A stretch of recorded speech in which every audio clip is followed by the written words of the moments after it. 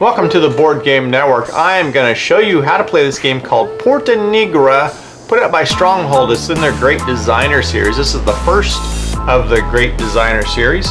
And you are building, you have 4 quarters of the city.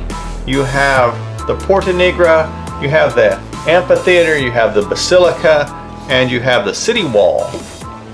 So to start this game, you've got these tiles here that you just mix up. Upside down, you put this round marker there. You grab 5 Romans of your color. Everybody gets their own color. You get 2 action tokens, or 3 action tokens. You get 20 coins.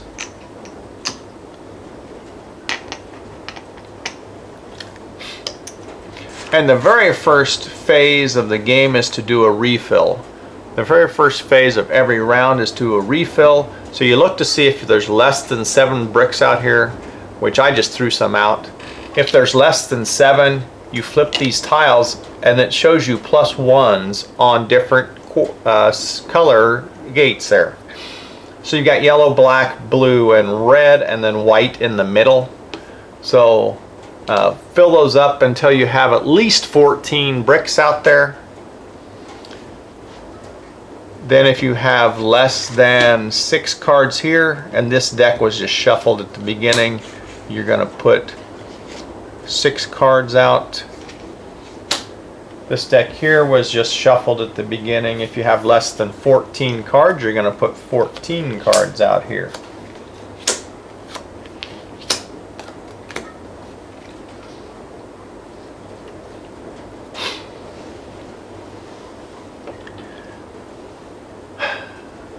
And the first player goes, and what he does is he takes from his deck, he shuffles his deck, and everybody has their own deck and it matches the color that they are. There's 1 card in here that does not get used. If you play in 2 or 3 players, it stays in. If it's 4 players, you take this 1 card out. Otherwise, you mix these cards up. You draw 2. You got 2 in your hand. And you can take actions based on the cards here. So there are a lot of different actions you can choose from, but they have to be on the card that you play. And then you're going to just use these action tokens to cover up the action that you're taking on the card. So it's worker placement essentially. So here's one that has a lot of choices. So here's 4 coins. You just get 4 coins, and the number of torches down here tells you how many actions you can have on that card. Take 3 torches. So these are just extra counters over here. And torches give you, what they do is they give you an extra action on a card. So you can play it on the card and then take another action beyond what it tells you you can. So 3 torches. This one here gives you a scroll. What is a scroll for? Scroll is for buying these cards over here. And these cards all do something different. This one gives you an extra Roman, and it shows you how many scrolls the card costs here. This one gives you another Roman. You will run out of Romans. You have to spend Romans when you're building your building elements out here. This one gives you a torch also.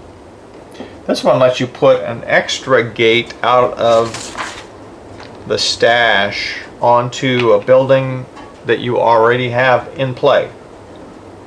This one lets you build another building element. This one gives you a yellow. So you would just take it out of the reserve over here and put it in on your player mat here. You have a section for black, blue, red, yellow, and white. So that's how you keep track of what color each one is based on where you have it on your player mat. This one is for some end game scoring. And these cards are identical, except for these have a color of a gate, and then a building quarter that matches the picture here. These scoring ones over here do not have a color of a gate next to them. Yeah, that one's wrong too. They just have scrolls to show that you're buying them with scrolls. Now, these are worth points at the end of the game, and there's no difference between this one and this one at the end of the game. They're both worth the same number of points. They have the same picture of a building on them. These here let you buy gates from the middle. So if I took this action, which is red, I would buy a red gate, but I have to be in that quarter to buy that red one. So I would have to move, and I have to go clockwise. It shows a one-way arrow around here with a coin. So it actually costs me a coin to move over one.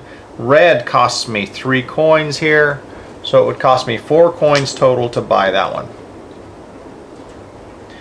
Now, a gray one means any color, but you still have to be in the correct quarter of the city to buy it. So if I wanted to buy black, I would have to go over there to buy black and pay 1 plus the 2 extra for 3. Now you'll notice that these colored ones, once they show that they're out of that color, they become gray. So they become, you can buy any color at that point, and white is available from any of the 4 quarters. You can buy ones out of the middle, the white ones. The white ones are most expensive.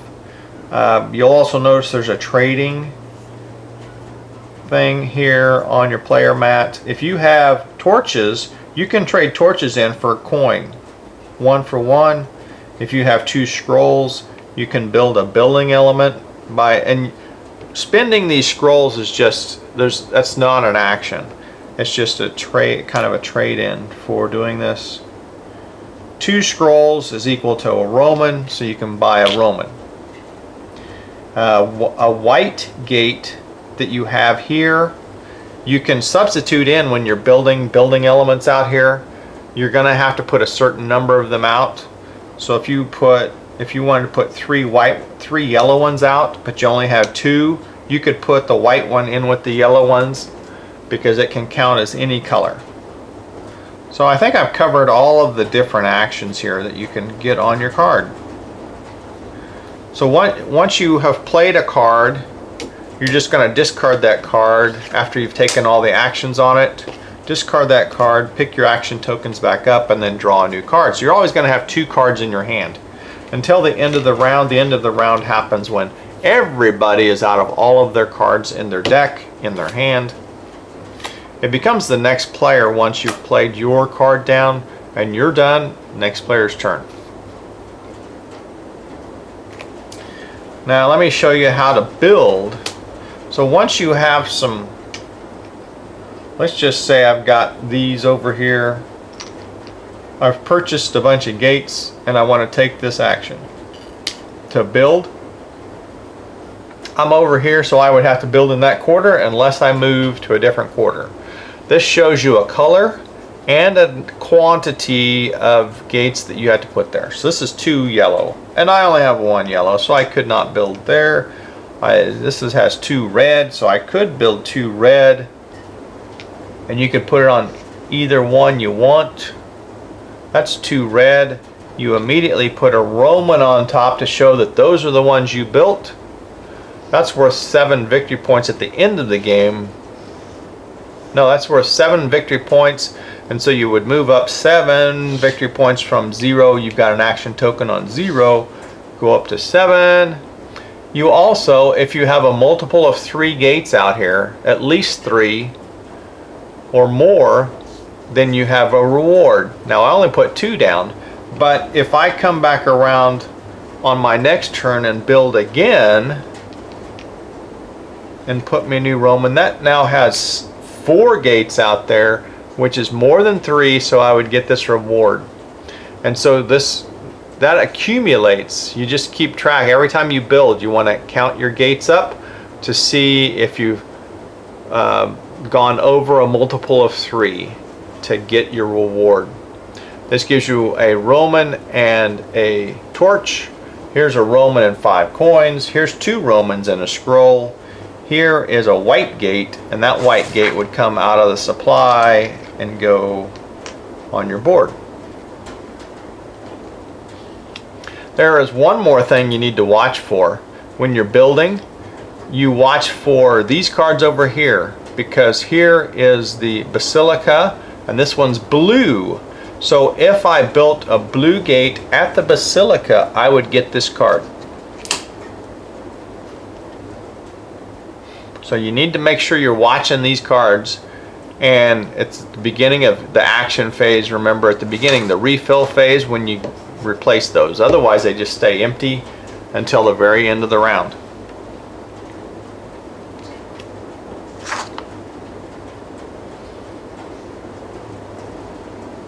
Once you get to the end of the round, everybody's out of cards. You need to do end of round scoring. So what you do is you count up all the bricks that you have out here, and if you're playing a 3 or 4 player game, you're going to double that.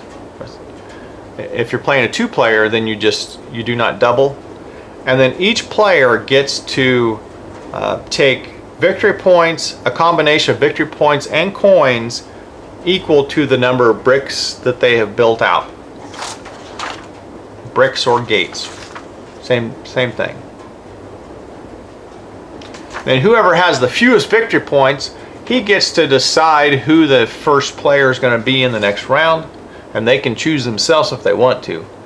You're going to move the round marker. You notice here that there's only 2 rounds in the game. Unless you're playing a 2 player, then you go to 3 rounds. You're going to shuffle your action deck. You're going to redraw 2 cards, and you're ready for the next round, where you're going to look to see if there's less than 7 here. If there is, you're going to draw these cards until you get to 14. If there's less than 6 building cards, you're going to refill those. If there's less than 14 honor cards, you're going to refill those to 14. And then at the end, the game ends at the end of the last round. Otherwise, the game can end prematurely if there are no bricks here to buy, there are no bricks in the reserve, then, or if a player has placed 15 building elements out. So 15, the way you keep track of that is you only have 15 Romans. So once you're completely out of Romans, that would end the game, and you would get a 5-point bonus for ending the game early. Or if there are no bricks available on your turn, then that would end the game early also. All other players then would get 1 final turn. Then you do your scoring. And the way scoring works is these cards here, over here, these building cards, and the scoring cards over here, they are identical. The first one of a building is worth 2 points. If you have 2 different buildings, they're worth 6. 3 different buildings is worth 12. 4 different buildings is worth 20. And then you'll notice that some of these cards over here, you could discard.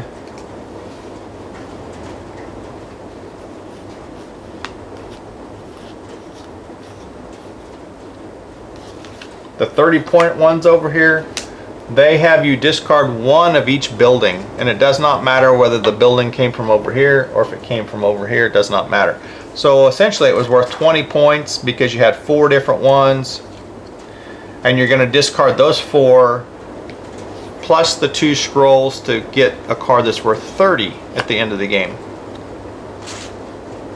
And then the 31 can be traded in for a 42 one. The 42 one can be traded in for a 56 one. This 56 one here. So there's a 42. So the in-game scoring, the way that works is you score sets of building cards. So that's these right here. You do your final scoring cards. So any cards that have points on them, such as these, you get 1 victory point for every Roman that you have over here in front of you that you have not placed out on the board. You get 1 point for every influence token, so your scrolls.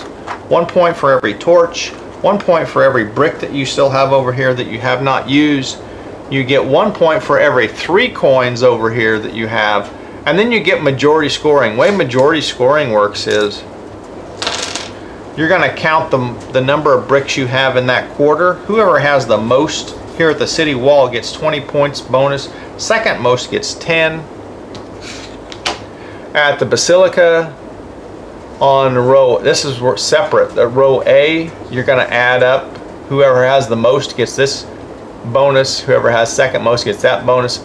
The B row, same thing. The amphitheater has 3 rows, an A, B, and a C, and they all have their own bonuses there. The Porta Nigra is different. It's based on the height.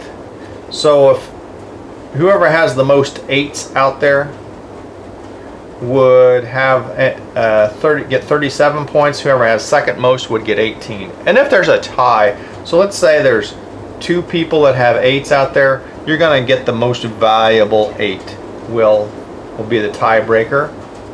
And then whoever has the most 7s, who has the most 6s, the 5s, the 4s, and the 3s. So then that's going to add up more victory points around the board. You're just going to keep track of that by moving your token around the board. And there are tokens with plus 100, plus 200 for when you cycle around the board.